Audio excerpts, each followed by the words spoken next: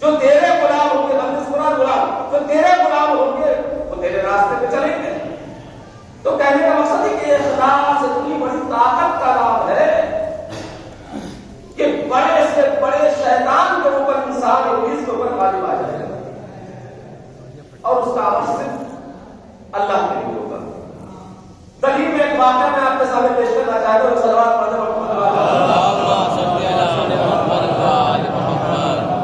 بنی اسرائیل کا دور ہے جناب موسیٰ وغیرہ. ایک بہت بڑا عابد زاہد پرہیزگار متقی یقیناً اخلاص کی بہت بڑی اور بلند منزل کو اوپر فائز تھا. صرف اللہ کے لیے عبادت. بنی اسرائیل کے صلوات یعنی کسی اعتبار سے اس کے اخلاص میں کمی نہیں تھی. یقیناً جو بھی اس نے اعمال انجام دیے صرف خدا کے لیے. جو خدا کے لیے انجام دے بھائی اخلاص اسی کو کہتے ہیں. اس کو کسی نے خبر دیا کہ فلاں جگہ پہ ایک درخت ہے, ایک پیڑ ہے, ایک شجر ہے, لوگ اس کی پوجا کر رہے ہیں, اس کی عبادت کر رہے ہیں, اس کی پرستش کر رہے ہیں, اس کو خدا مان رہے ہیں. کچھ لوگ ہیں جو اس کی عبادت کر رہے ہیں اس درخت کی. اچھا ایسے موقع پر جو اللہ کا مخلص بندہ ہوتا ہے وہ اس کا نظریہ کیا ہوتا ہے؟ اس کا نظریہ جو ہوتا ہے کہ عبادت کے لائق صرف خدا, لہذا کسی کی عبادت نہیں ہونا چاہیے. لہذا جیسے ہی اس کو یہ خبر ملی تو تاریخ معصوم نے فرمایا کہ اس نے خدان اٹھایا, فرسا اٹھایا, جو بھی اس زمانے میں اوزار رہے ہو اس نے اٹھایا, اخلاص کی قوت کو ملاحظہ فرمایا, اٹھایا اس نے اور لے کے چلا کہاں؟ وہ درخت کاٹنے کے لیے. کس کے لیے؟ اللہ کے لیے. اخلاص کا دل کو فیصلہ صرف خدا کی عبادت ہونی چاہیے. لے کے چلا کاٹنے کے لیے تو راستے میں حضرت شیطان پیڑے مرد بزرگ ایک شریف شکل کے انداز میں وہ راستہ میں ملا اور اس نے کہا کہاں جا رہے ہیں, کہاں جا رہے ہیں آپ؟ تو کہا کہ وہ درخت ہے نا اس کی لوگ پوجا کر رہے ہیں, اس کو خدا مانے ہوئے اس کی پرستش کر رہے ہیں, جا کے اس کا کام ہی ختم کر دیں تاکہ معاملہ ہی ختم ہو جائے اور اس درخت کی پوجا نہ ہو. تو یہ عابد کہتا ہے کہ عابد ہے نا, مخلص ہے, یہ کہتا ہے کہ لوگ کر رہے کرنے تو تم کو کیا پڑی ہوئی ہے, لوگ کر رہے کرنے دو, تم کو کیا پڑی ہوئی ہے. اگرچہ اس کی پرستش کرنا بری بات ہوتی, خراب عمل ہوتا, غیر شرعی عمل ہوتا تو اللہ انبیاء کا سلسلہ بھیجتا, کسی نبی کو بھیجتا, وہ آ کے یہ کام کر دیتا. تم کو کیا پڑی ہوئی. یہ شیطان بیان دے رہا ہے کہ اگر یہ غلط کام ہوتا تو اللہ انبیاء کو بھیجتا اور انبیاء کے ذریعے سے یہ کام کرا دیتا. نہ بھیجنا اس بات کی دلیل ہے کہ کوئی بری بات نہیں ہے. اب اس کے اندر جو ہے کہا کہ نہیں, میں تو چونکہ مخلص تھا خدا کا بندہ, نہیں میں تو کاٹوں گا اس کو اور اس کو ختم کر دوں گا. جب آگے بڑھا کاٹنے کے لیے عابد تو باقاعدہ وہ شیطان اور قریب ہوا, یہاں تک کہ روایت ملتا ہے کہ دونوں میں باقاعدہ اٹھا پٹک شروع ہو گئی اور اس منزل تک دونوں پہنچ گئے کہ اس عابد نے شیطان کو پٹک دیا, اس کے سینے کے اوپر سوار ہو گیا, سینے کے اوپر سوار ہو گیا. اب تو وہ شیطان فریاد کرنے لگا کہ بھائی چھوڑ دو ہم کو. اب ظاہر سی بات ہے وہ تو قید ہو ہی گیا, چھوڑ دو ہم کو, یہ کام نہیں چھوڑوں, تو لوگوں کو گمراہ کرنا. تو شیطان نے ایک آفر دیا, کہا کہ اگر تم چھوڑ دو تو ہم تم کو روزانہ 2 سکہ دیں گے. توجہ سے سنیے گا, ہم کہاں جا رہے ہیں. 2 سکہ دیں گے, تمہارا مقصد یہی ہے نا ثواب حاصل کرنا, یہ پیٹ کو کاٹ دو گے تم کو ثواب ملے گا, تو تمہارا مقصد ثواب حاصل کرنا ہے. اگر ہم کو تم رہا کر دیتے ہو تو ہم تم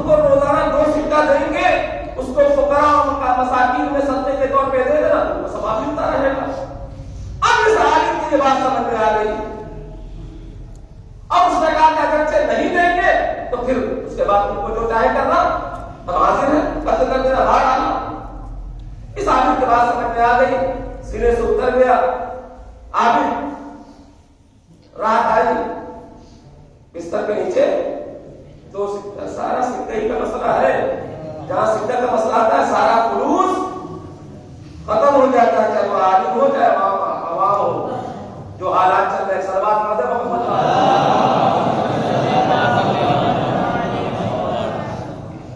عالم اور ذاکر بھی وہی کر رہے ہیں. جہاں جاتے ہیں پوچھتے ہیں کہ یعنی فرش ادا کو مجلس کو ریسٹورینٹ بنا دیا ہے. جیسے آپ کسی ہوٹل میں جائیے، ریسٹورینٹ جائیے تو مینو لا کے پیش کرتا ہے، کیا کیا آپ کو پسند ہے بتائیے، آرڈر دیجیے. ویسے اب ذاکر جانے لگے ہیں، یہاں کیا پسند کیا جاتا ہے. یہ نہ پوچھو کہ یہاں کیا پسند کیا جاتا ہے، یہ پوچھئے کہ خدا رسول کو جو پسند نہ ہوگا وہ ہم کریں گے. مینو بنا دیا ہے. مختصر آج کل تک باتیں ہو جا رہی ہیں. اب کوشش کر رہا ہوں کہ تھوڑا سا اس تنظیم کو شیرین میں تبدیل کروں. اس طرح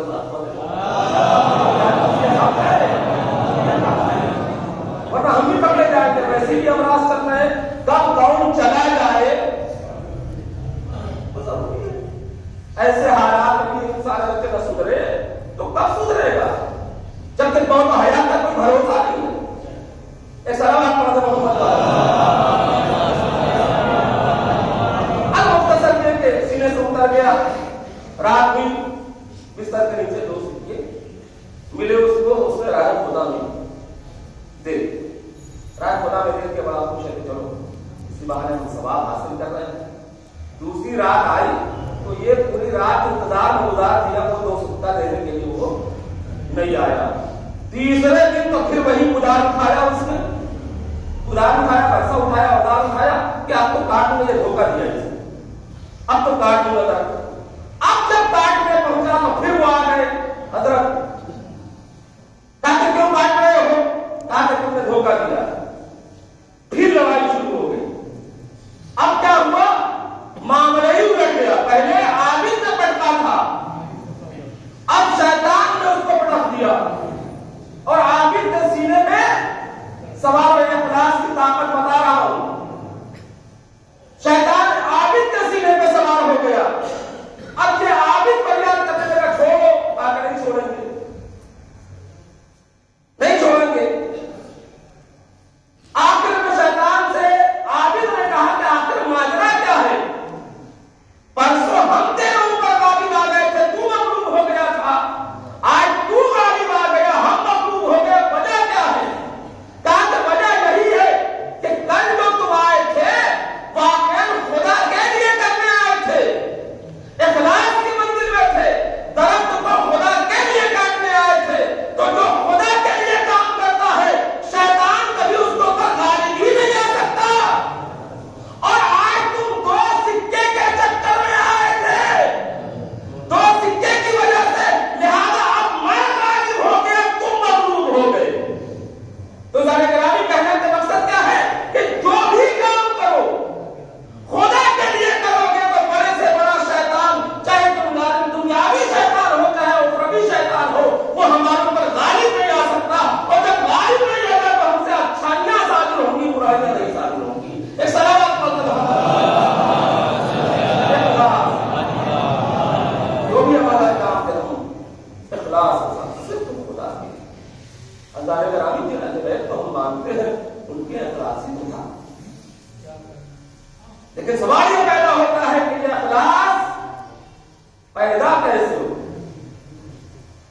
انسان دنیا کی نرنگیوں میں مبتلا ہو گئے، اخلاص پیدا کیسے ہو؟ ہم دعویٰ کرتے رہے کہ اہل بیت کے باقی والے، لیکن اخلاص پیدا ہوتا ہے اس سے رابطہ کیسا ہے، اسی اعتبار سے انسان کے اندر اخلاص پیدا ہوتا ہے.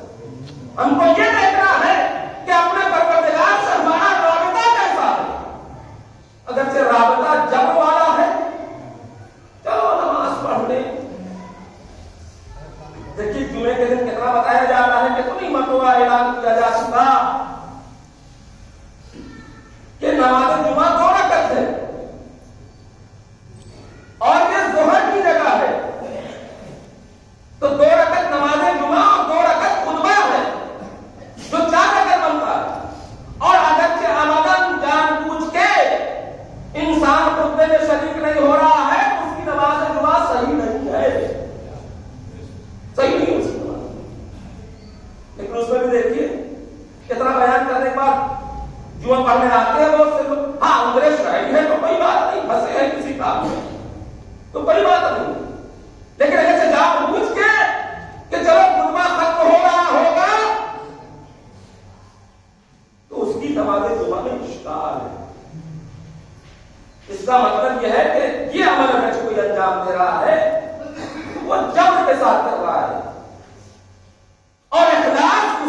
وقت انسان کے اندر پیدا ہو سکتا ہے جب محبت کے ساتھ انجام ہو.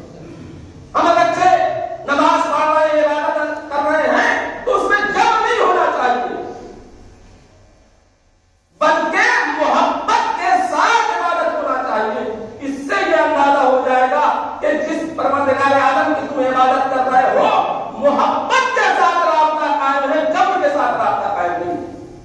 تو جتنا اس سے رابطہ تمہارا رہے گا اتنا ہی تمہارے اندر اخلاص پیدا ہوتا رہے گا.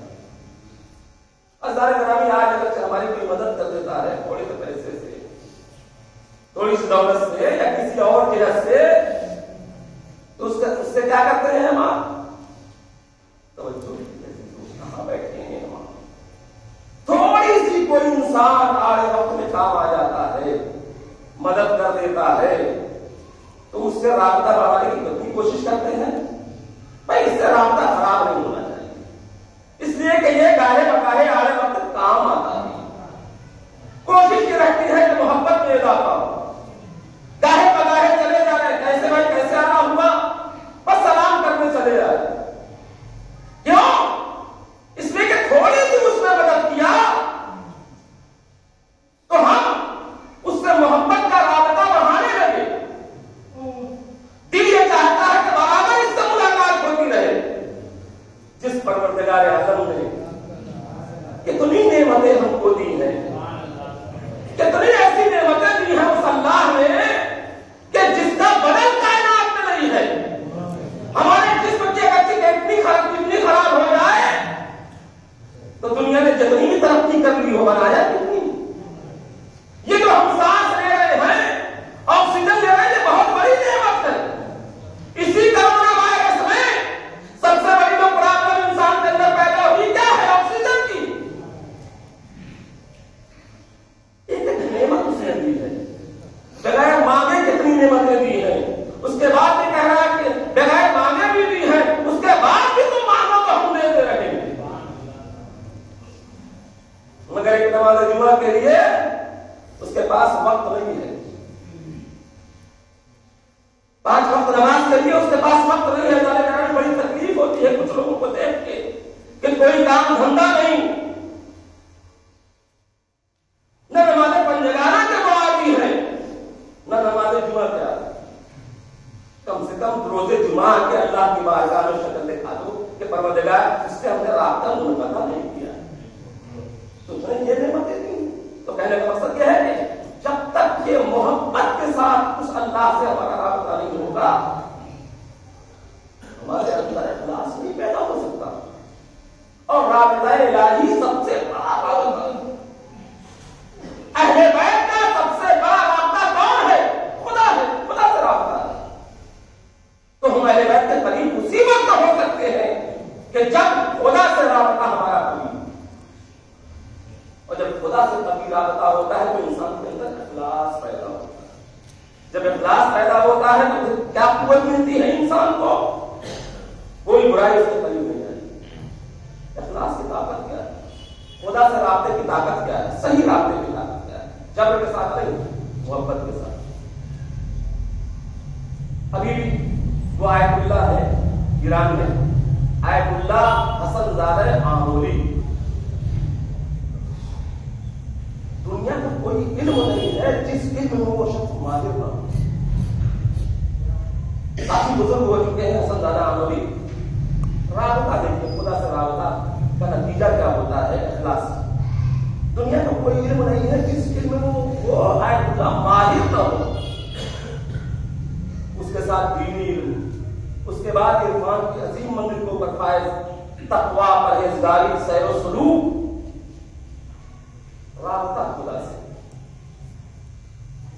ان کے پڑوس میں ایک گھر تھا، اس میں ایک عورت رہتی تھی اور اس کا بچہ چھت پر سے. رابطہ کیا ہے خدا سے؟ کتنی بڑی طاقت ہے. چھت پر سے وہ بچہ گرا اور مر گیا. 12-13 سال کا بچہ تھا، مر گیا. ماں جلا و فضا کر رہی تھی، گریا کر رہی تھی، بہت پریشان ہو گئی. ایک ہی بچہ تھا وہ چھت پہ گرا ہوا. بہرحال جلا و فضا لوگوں نے روکا اور اس کو اس نے کفن کا انتظام کیا.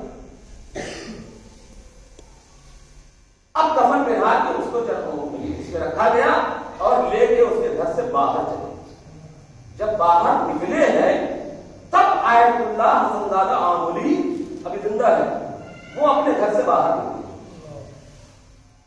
دیکھا جنازہ آ رہا ہے, خبر تو ہوئی نہیں جنازہ آ رہا ہے. کہاں کے لے آؤ جنازہ, لے آؤ ادھر لے آؤ جنازہ. آ گئی جنازہ کا رکھو یہاں, رکھا. اس کے بعد جو ہے پھر اس جنازے اس بچے کے پیشانی پہ ہاتھ رکھ کے کچھ پڑھا, رابطہ خدا سے ہاتھ رکھ کے کچھ پڑھا اور پیٹھ کے پاس ہاتھ لگا کے اس کو اٹھا کے بیٹھا دیا. وہ بچہ زندہ ہو گیا.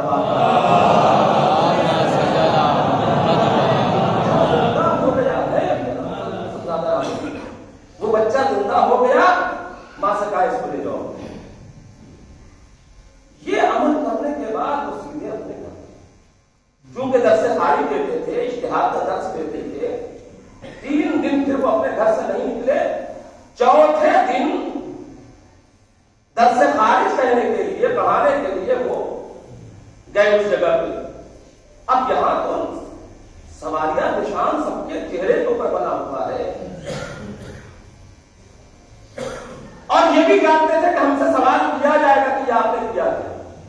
جب چوتھے دن درس لینے کے لیے گئے ہیں تو سب کے چہرے پیشانی کے اوپر سواریہ نشان. تو انہوں نے درس شروع کرنے کے پہلے یہ جملہ کہا کہ میں نے سب کی پیشانی پہ سوال پڑھ لیا ہے, لہذا درس شروع کرنے کے پہلے میں جواب دیتا ہوں اور جواب دینے کے بعد کوئی مجھ سے کچھ نہ پوچھے. لہذا انہوں نے کہا کہ سب کا سوال یہ ہے کہ آپ نے یہ کیا کیا کہ وہ زندہ ہو گئے. تو انہوں نے جواب یہی دیا کہ زندگی بھر ہم نے وہ کیا جو خدا نے کہا. زندگی بھر ہم نے وہ کیا جو خدا نے کہا. ہم نے ایک مرتبہ خدا سے کہہ دیا, اس نے کر دیا. سارا بات پڑھ دے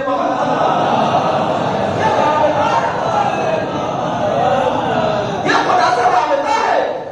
ہم اپنا جائزہ لیں کہ کیسا رابطہ ہم نے اپنے خدا سے رکھا ہے, کیسا رابطہ ہم نے خدا سے رکھا ہے. جناب موسیٰ کا بھی دور ہے.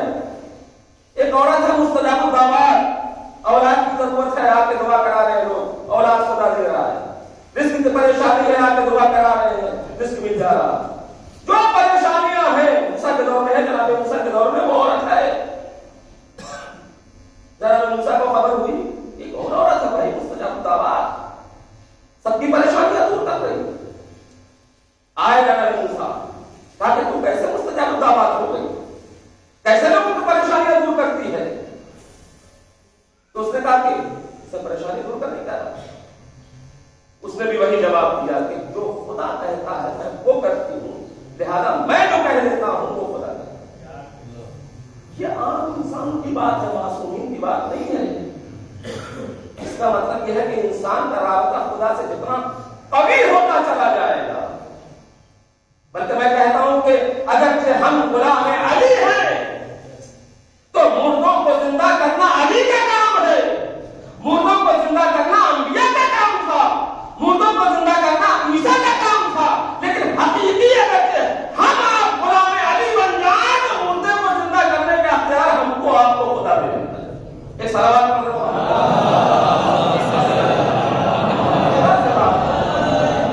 جتنا ہم خدا سے اپنے رابطے کو کمی کرتے چلے جائیں گے ہم اہل بیت کے قریب ہوتے ہیں.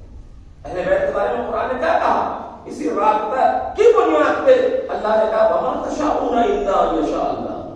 یہ تو وہی چاہتے ہیں جو ہم چاہتے ہیں, تو پھر جو یہ چاہتے ہیں وہ کرے گا. اب کیا روزہ گرامی ہم اس سے رابطہ برقرار اور قلبی سے پویتر, چاہے وہ عبادت کے ذریعے سے, مال و منال کے ذریعے سے, ہر اعتبار سے, مال کے ذریعے سے, دولت کے ذریعے سے بھی ہم اپنا رابطہ خدا سے قوی کر سکتے ہیں. یہ سب ذرائع ہیں انشاءاللہ. نغمے کو میں آپ کے سامنے بیٹھ کر, چونکہ اس کا مہینہ چل رہا, ایام فاطمیہ ختم ہو گیا, لیکن اب چونکہ ولادت کا ایام شیر شہزادی کا قریب آ رہا ہے, لہٰذا ایک جملہ اور سن کے سوال پڑھنے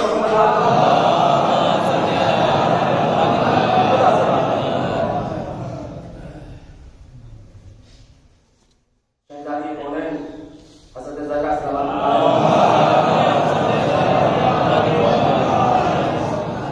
رخصتی ہوئی, اور جس دن رخصتی ہوئی اس کی صبح کو